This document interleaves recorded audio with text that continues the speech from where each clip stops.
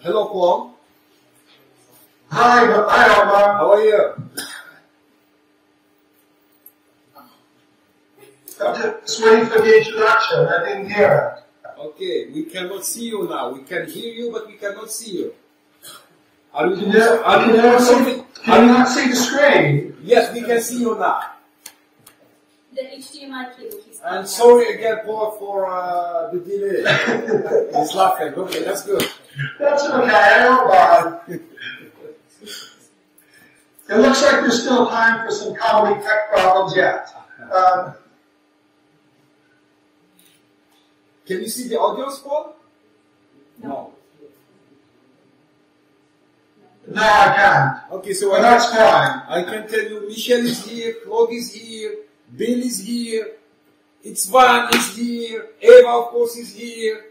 So many people. You see, the organizer is here, and they are all here. That's all spilling over the corridor. They are all here to listen to you. You're an important person.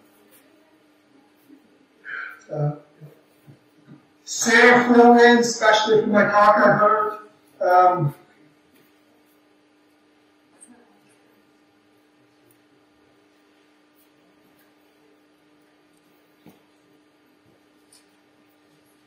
Yeah?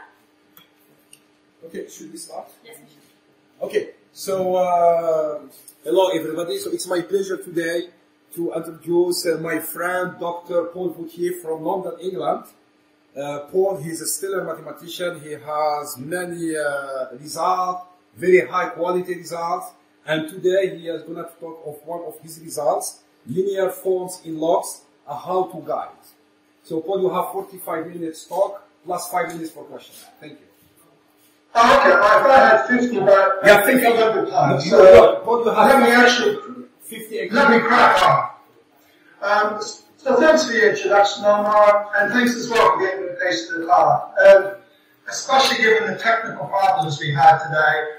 Yeah, I'm sorry that I wasn't able to attend in person. Yeah, I really would have liked to have attended. But let me actually get started then. And I'm going to start with a bit of history just to make some context. And I'll start with some really early history as a matter of fact, all the way back to the Greeks. So you probably know from school there are 3 classical Greek problems, unsolved geometry problems. And these problems were, first of all, can you double a cube? So if you have a cube, can you make a cube that's twice the size, twice the volume?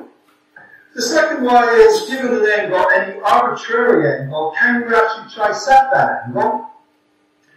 And the third one was the square of a circle. So if you have a circle, can you construct a square that has the same area as the circle you're going to start? And of course, you know that there's a hitch to these problems I haven't yet told you about. And this is what makes it hard. And this is what meant that these problems were unsolved for 2,000 years, as a matter of fact. And that is that you can only use a compass and a straight edge to do this. So the first 2 of these problems were solved essentially using Gaál theory in the 19th century. And actually the third one was solved in the 19th century as well. And the first bit of progress we had on that was to show that it's impossible if you knew that I was transcendental. This was proven by Lindemann in 1882. He showed a more general result, which is this result here. That if alpha is an algebraic number, but not equal to 0, then e to the power of alpha must be transcendental. However, there's a beautiful formula due to Euler that we know. E to the pi r is equal to -1.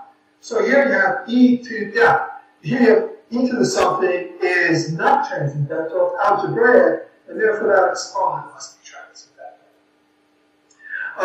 And this was extended a few years later by Weierstrass in what's now known as the Lindemann-Weierstrass theorem, which is still a very powerful and general result in transcendence theory. But a few years after that, or a couple of decades after that, Hilbert presented his 23 problems at an ICF in 1900. And the summit of these problems was the following. That if alpha is an algebraic number, and we exclude 0 and 1 just to get rid of trivialities, and if b is an algebraic number that's not rational, then is it true that alpha to the power of beta is transcendental? And in the early 30s, we had two independent solutions of this problem. It was shown that the answer is yes. One of these solutions was Gelfand, and the second was due to Snyder. So, and what this is equivalent to is this is equivalent to asking whether this linear form here, and I hope you can see my mouse, is actually non-zero for any algebraic number gamma. So this is your first example of what's known as a linear form of logarithms. And in this particular case, it's a linear form in two logarithms. Now, it's a natural thing in mathematics. If we know something is not zero, can we actually establish a lower bound for its size? And how close to zero can it actually get? And this was, and such a lower bound was actually found by Gelfand in 1949. And as well as doing this, he also asked the question, what happens if instead of just having one alpha, we actually have an arbitrary number? So what happens if we have a linear form like this, and here and throughout the rest of the talk, I'm going to restrict my BIs to being rational numbers. Can we get a lower bound for this? And in the mid-1960s, Alan Baker showed that the answer is yes. He was able to do this explicitly as well, which will turn out to be important in a moment. And this was work that he won his field medal for in 1970. And this question of Gelfand wasn't just an arbitrary question. It wasn't just a question of, okay, we've done it for 2 logs, can we do it for n logs? It actually has a lot of important applications as well. So one of the first of these applications was the answer to a question that goes back to Gauss at the start of the 1800s, of finding all the imaginary quadratic fields that had unique factorization, that had class number 1. So this follows from some work of Baker, as well as some computation of other work. But you can also do some get results on integer points on curves as well. So you can get bounds on the sides of integer solutions of 2A equations, for example. But also things like elliptic equations, hyperelliptic and superelliptic equations as well. And not just elliptic equations, not just elliptic curve in a Weierstrass form, but it turns out for any genus 1 curve, you can use these techniques to get an effective and explicit upper bound for the sizes of the solutions. So let me give you the general strategy that you use for taking a problem that you have and turning it into linear forms and logs so that you can do something meaningful with it and hopefully solve your problem. So the first one is going to seem a little bit vacuous, but bear with me, please. So the first one is to somehow convert your problem into a linear formula into a system of linear forms and logs.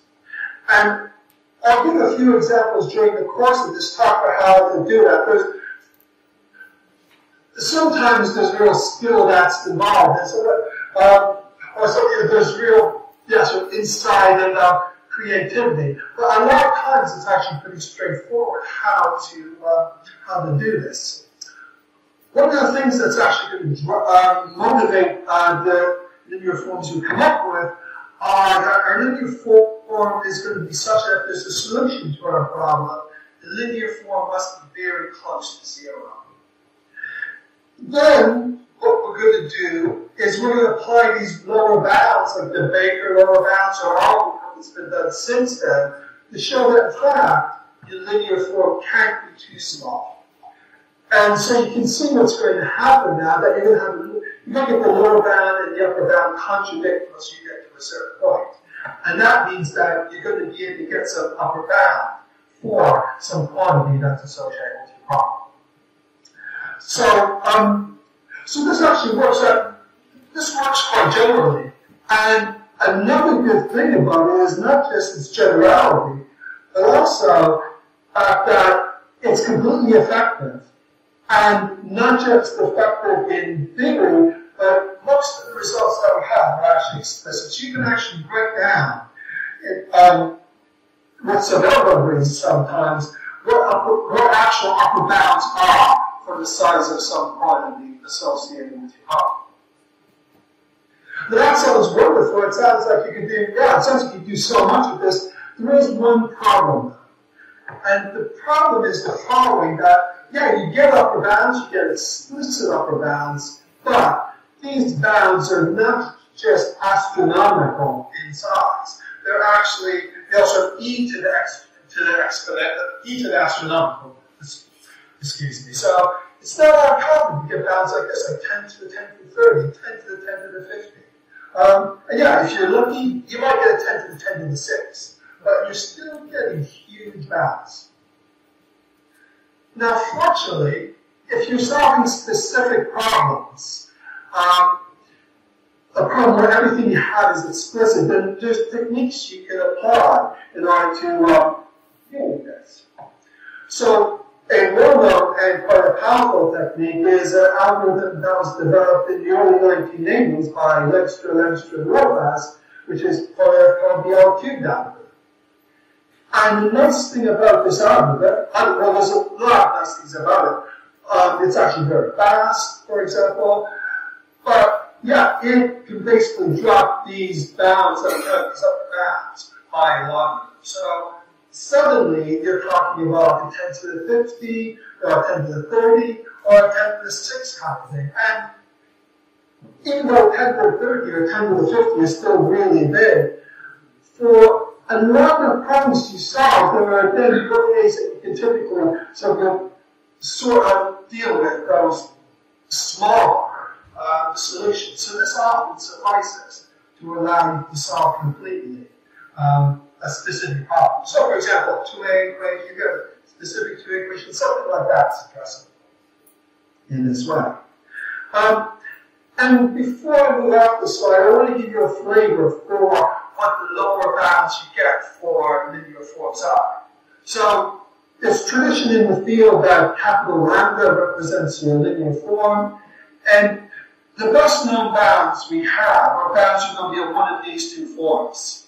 So the top one is theoretically the better one. I mean, because there's no exponent, or the exponent on the log b term is equal to 1, which is the right exponent to have on it. But I also want to mention this second sort of result, where we actually have log b quantity squared.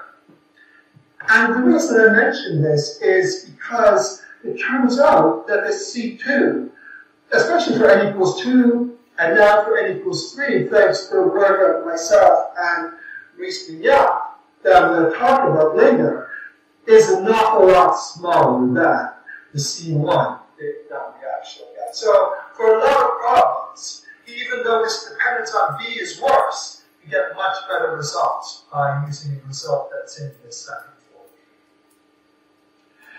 form. So let me give you an example of what happens when n is equal to 2 there, when we have one of these log b quantity squared results. So let me first present some notation.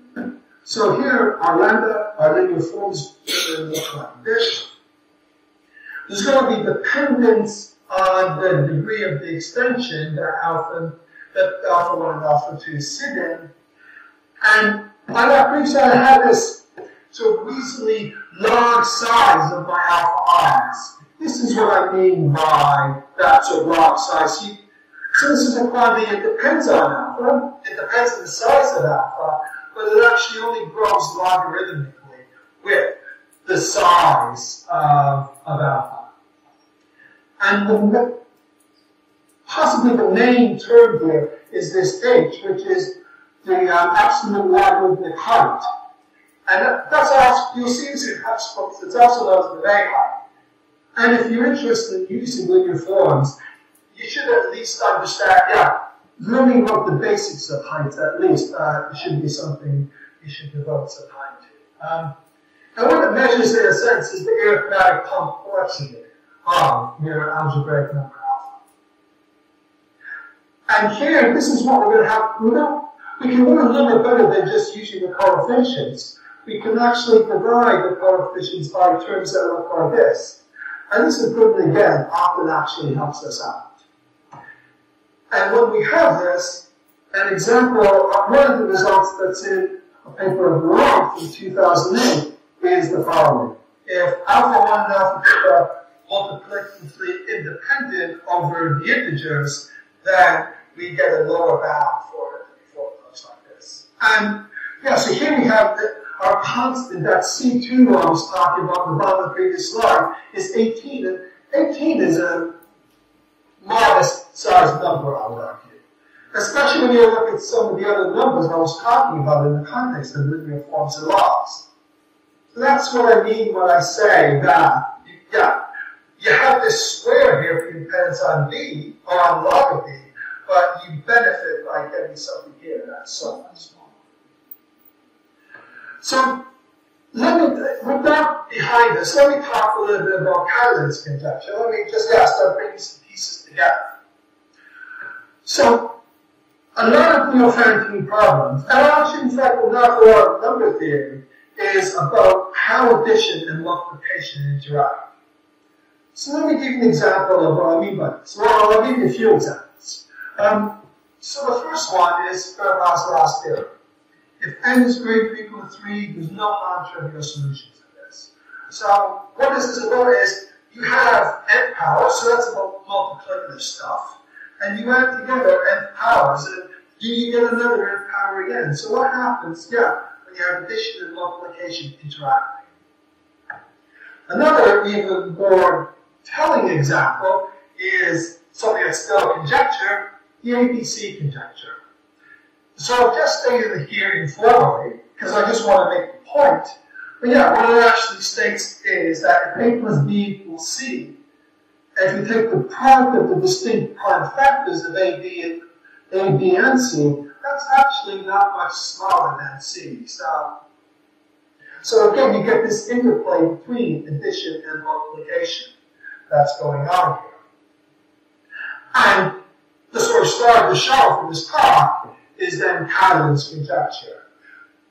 How often can you have pure powers being adjacent to each other? And are there any examples other than 8 and 9, which we all know?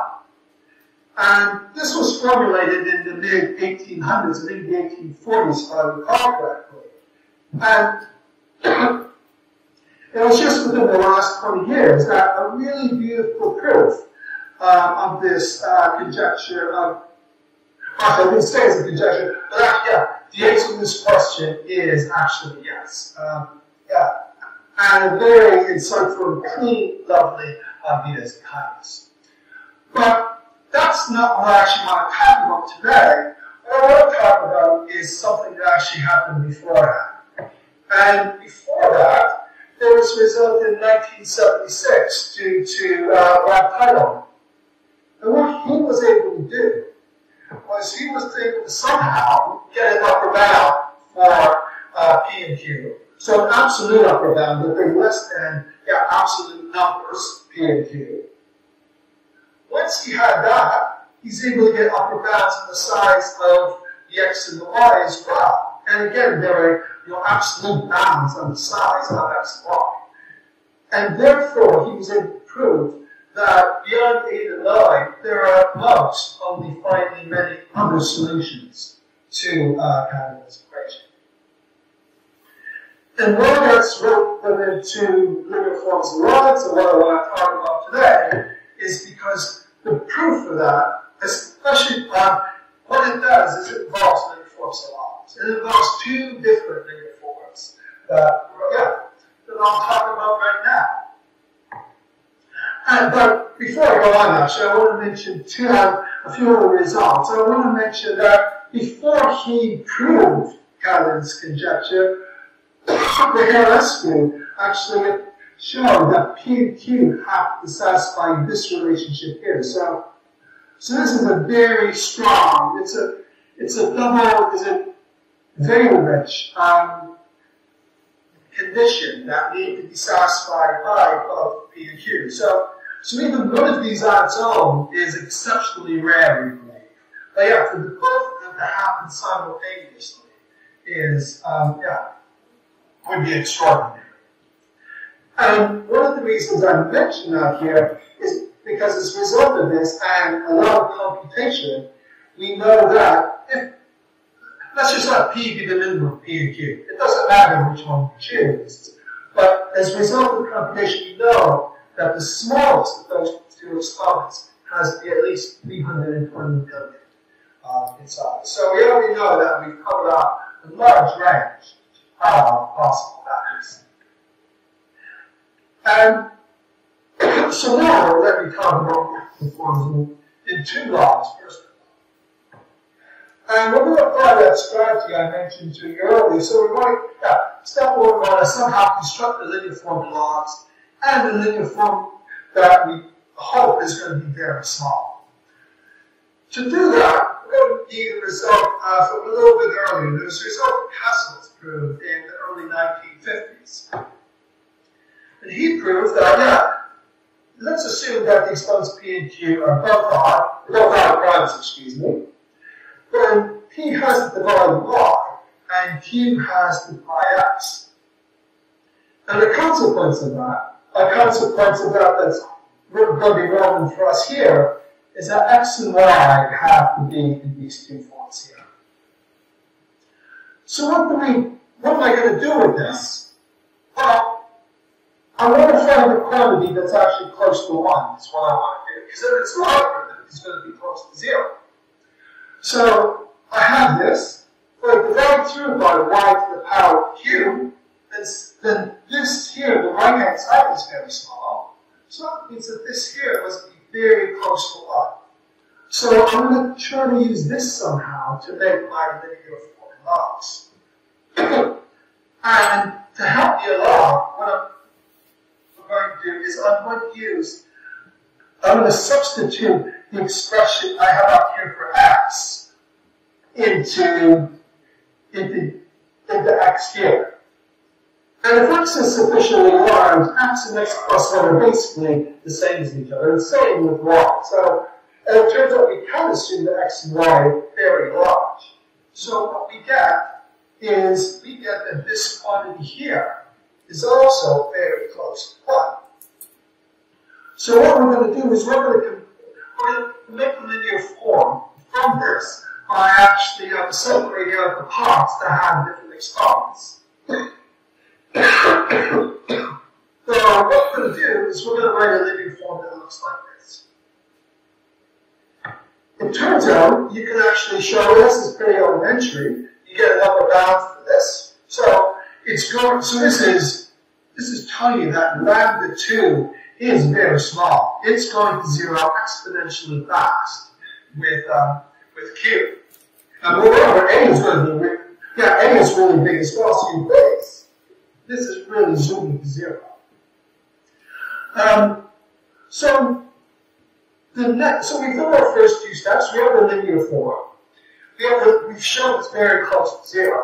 The next step is to now bound lambda 2 away from 0. So let's see what we do there. Well, we have that result of Gaál. So what we actually have a positive linear form to 2x. Let's just apply that. This is the way we do it, and we have a lower bound that looks like this. And I feel that this talk is going to be mostly an overview because I really want to make this accessible, especially for the young researchers in the audience. So this is the one place I'm going to do a little bit of actual mathematics as opposed to little points about mathematics. So yeah. I combine my lower bound, lambda 2, I get this. I swap stuff around, it's really often done going to this next one. This inequality here is certainly going to be true if this inequality here is true.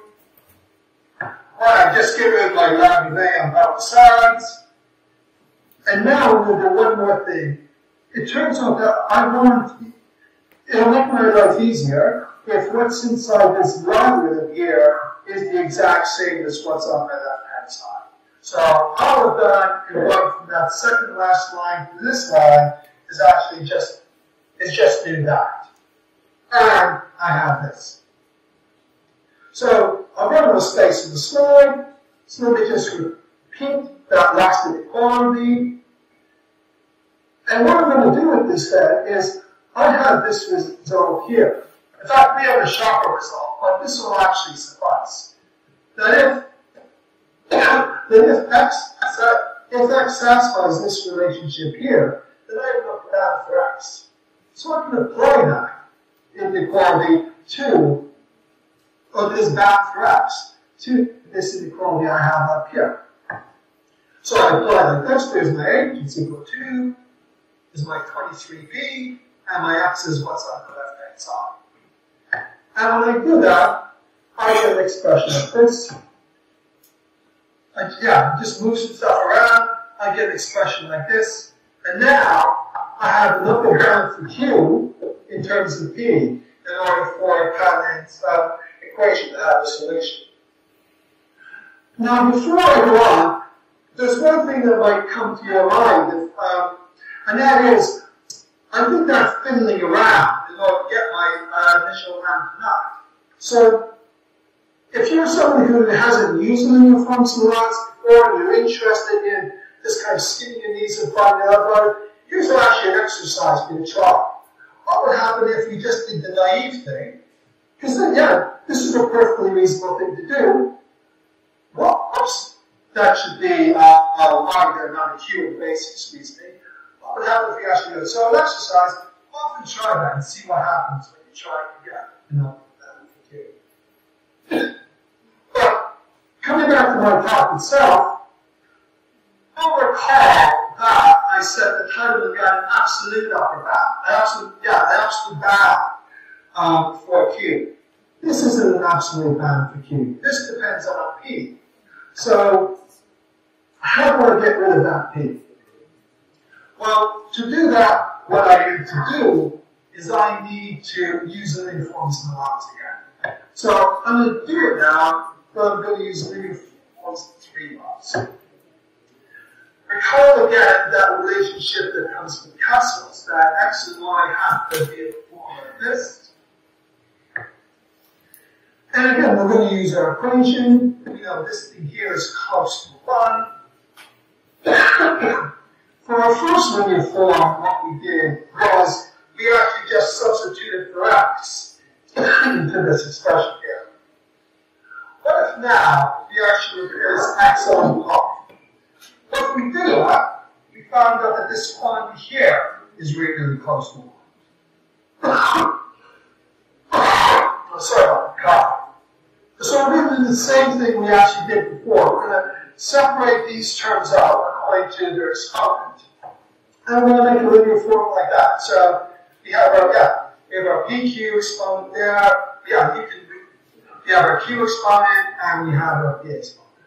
So this linear form must be very close to 0. Again, we get a bound that we had before. We get it's going to 0 exponentially fast in P. And if you combine this with the best possible result, or best known result we have for those lower bounds where it's log of b, not log of b squared, then you get a result that upper bound for p that actually looks like this. You get upper bound for p in terms of both p and q. And if you combine that with the upper bound for q that you have in terms of p, then you actually get these absolute upper bounds for p and q. So what you actually get, you find out that p can be no bigger than a little bit less than 10 to the 15, and q is no bigger than a little bit more than 10 to the 21. In this way. But as I said, this is using this some log b for lower bound. And I said earlier that the log B squared lower bounds is we typically get much smaller constants. So you can see the effect of the bigger constant here. This is, yeah.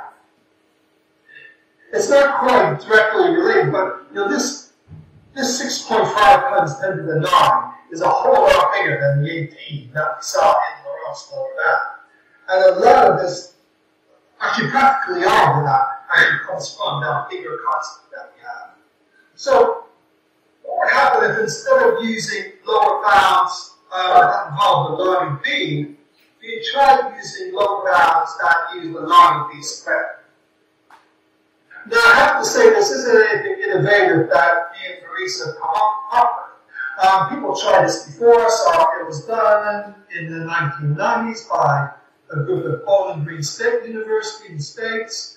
And also Maurice Bignon did some initial work like this himself back around the end of the 1990s, early 2000s. But what we've done since is to develop and actually make money for publication finally, a result that Maurice has had for about since the very early 2000s that he called the kit for linear forms in 3 logs. And he was able to use this very successfully. So, for example, he used this with Jan Bouchot and Samir Siksan to find and prove all the perfect powers on the system Fibonacci sequence. It's a lovely analyst paper that guys result of this. And Maurice's kit played a crucial role in actually making this all happen.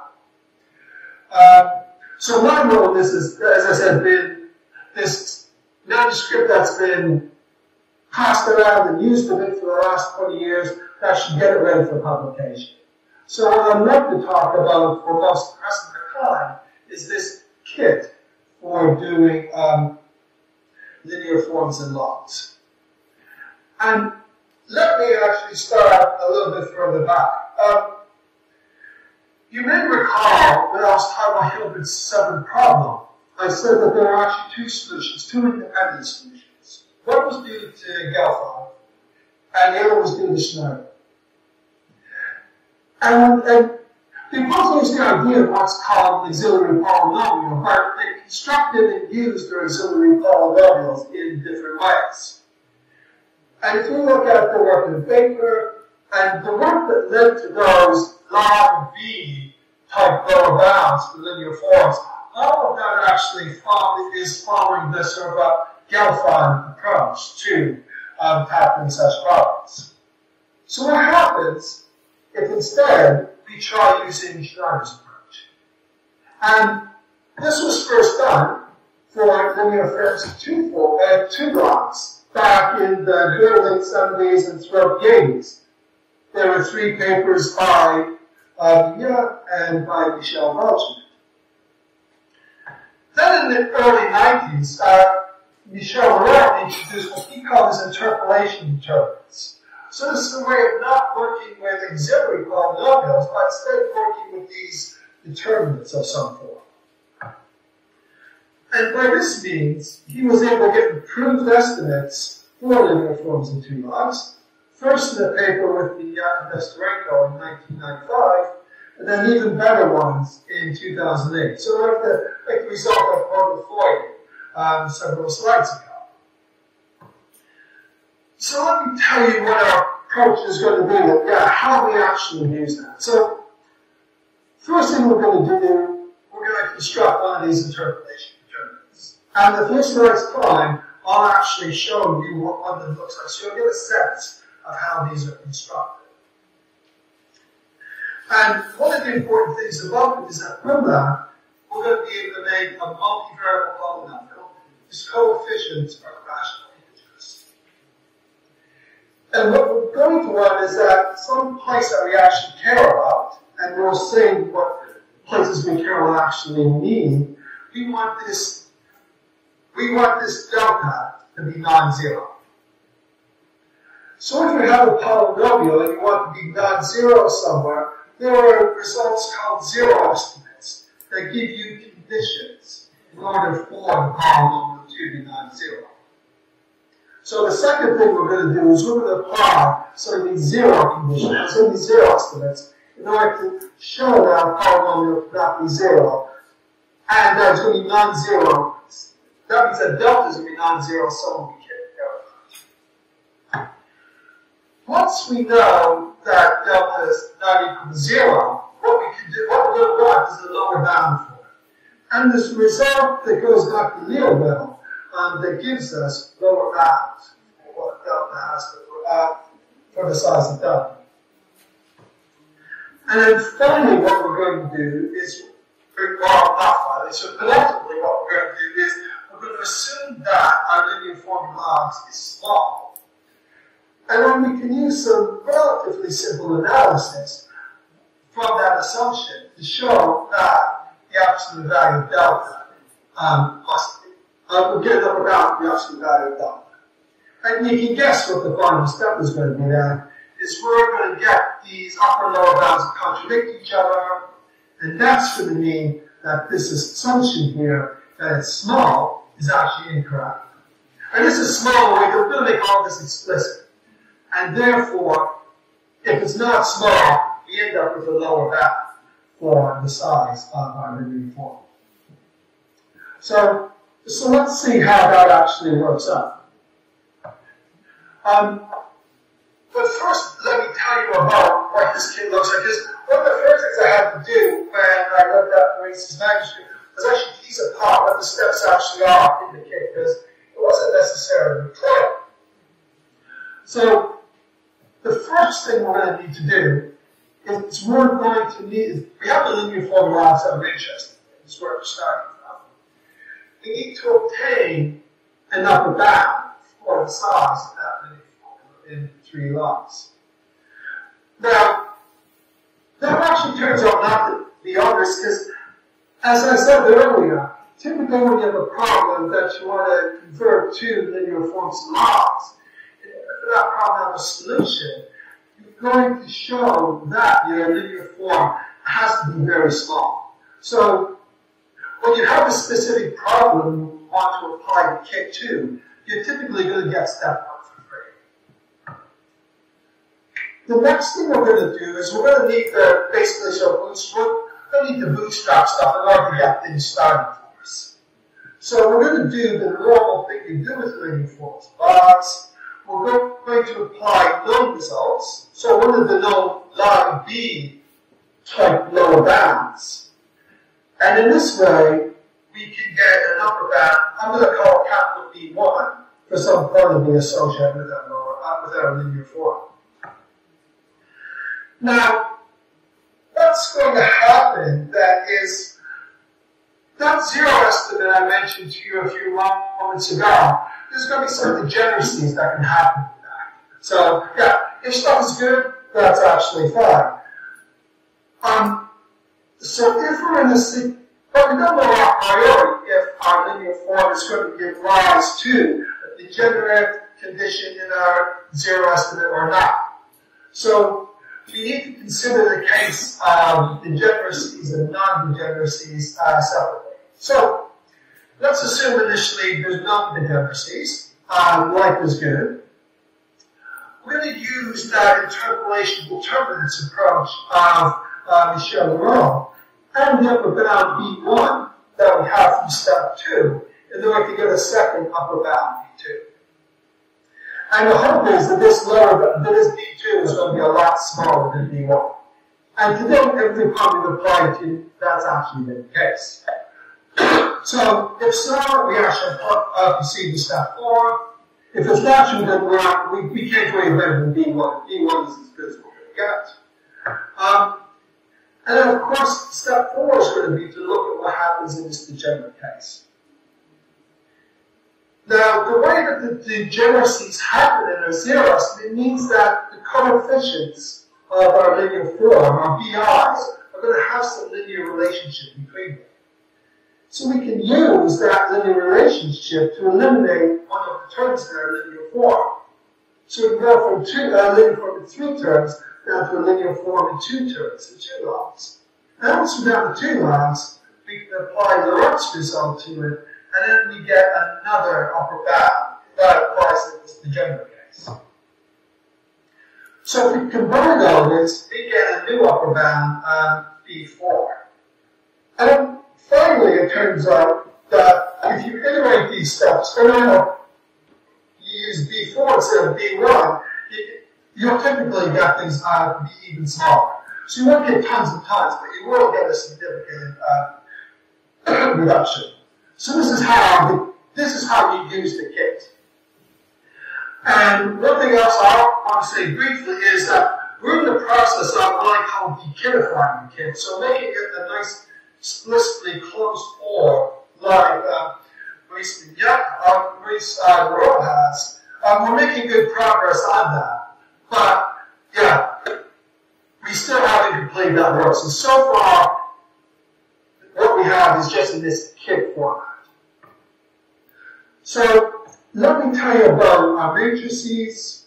Here's what our lambda linear form is going to look like. And we're going to have these parameters, some positive integers.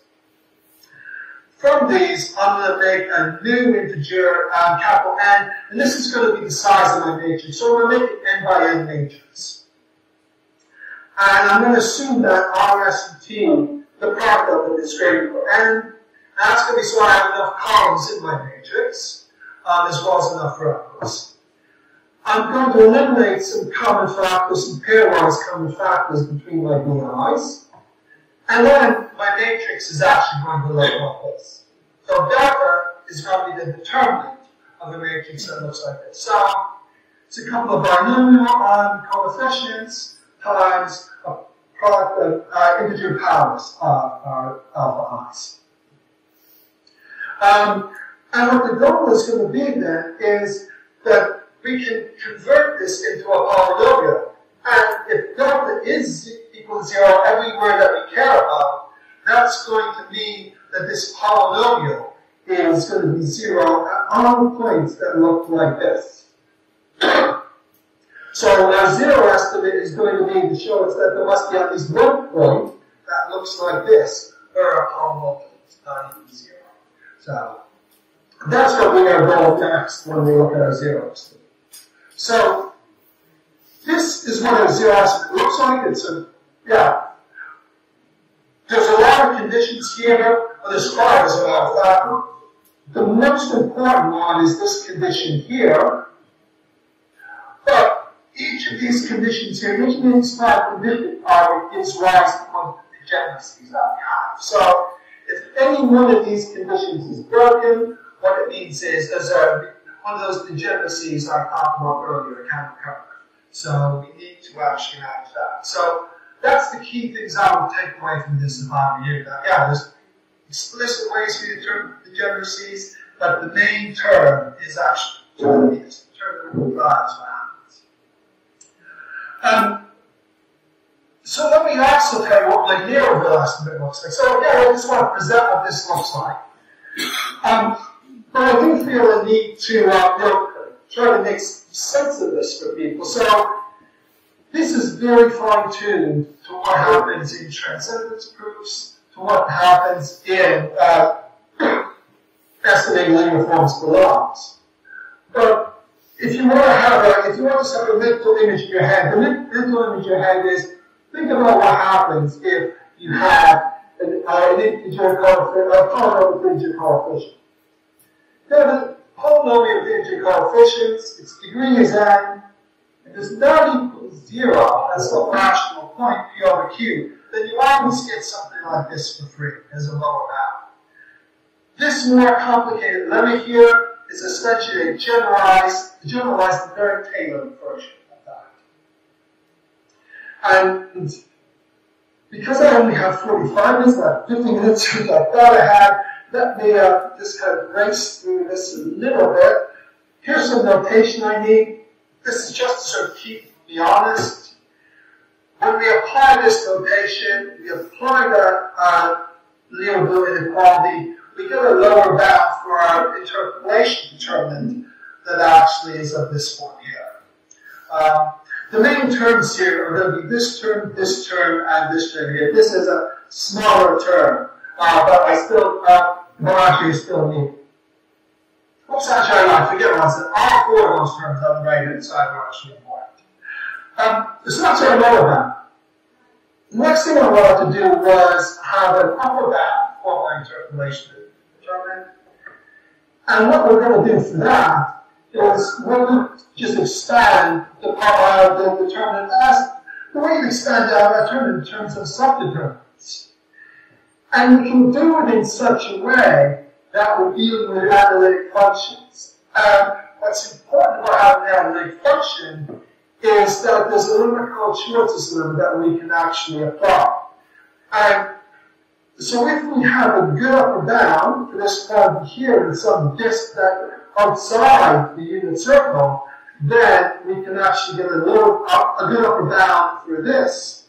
And that in turn will give us a good upper bound for our interpolation determinant delta. Here's our assumption we're going to make. One thing to notice here is I have this thing lambda prime. Now the lambda, the reason I use this is because it's very close to lambda in size, but it actually behaves in a lesser way analytically. So it makes our life easier when we're doing this up and down. And in turn, when we apply that, again, we assume that our lambda or our lambda prime is small, get this upper bound here for the size of our interpolation determinant. And what we're going to do is we're going to actually combine this all together. We're going to apply our upper bound and our lower bound. So if our interpolation determinant is non-zero, so if we're getting rid of degeneracies at this point, then what's going to happen is we get a lower bound for lambda prime, and hence for lambda, our linear form, provided that this inequality here holds. And this is very analogous to what Laurent has in linear forms of 2 dots. So we're doing the right sort of thing. If only we could get rid of these degeneracies, we would be able to do the closed form thing that I want. So, lastly, we have all those parameters I mentioned to you. We need kind of a way of choosing those if you want to apply the kit. What actually happens is reduce it down to just 4 parameters. So all those are RIs and SIs and PIs. They're reduced down to just 4 parameters here. Another question, of course, is how do we actually choose them? And to be honest, the easiest way and the safest way is people will fail trying to be clever with paths to pick the kit, is to just use brute force. And we actually have code for this. I'll give you out on the next slide, which is the Gaál slide. So we've actually tested this react. It's been quite fixed. We've applied to several examples that different mathematicians have given to us. So coming back to Caroline's conjecture, let's see what this actually means. I said we could do different iterations. Here's what we get for upper bounds for P. So if we just start things around, we start from our 10 to the 15 that we had. We get down to almost 10 to the 11. Here we drop down by a factor of 2, and do more iterations, you just get linear. So from this, we now have upper bounds for Caroline's conjecture that are this one here. And recall that we know from computation that, we have a lower bound of this one here. We hope that we have ways. We have some ideas to how to reduce our lower bound, our upper bound, excuse me. And also we have hope that because the calculation for this was done about 20 years ago, that CPUs have become cheaper and more plentiful. So I'm not saying at all that we can actually close this gap, but this is tantalizingly close this gap now. So this is where stuff actually stands. So here's the location of the parent code. Here's where we can find the preprint with its current form. And here are some references. On that note, I'm sorry about 2 minutes, seconds over time, but thank Thank you very much.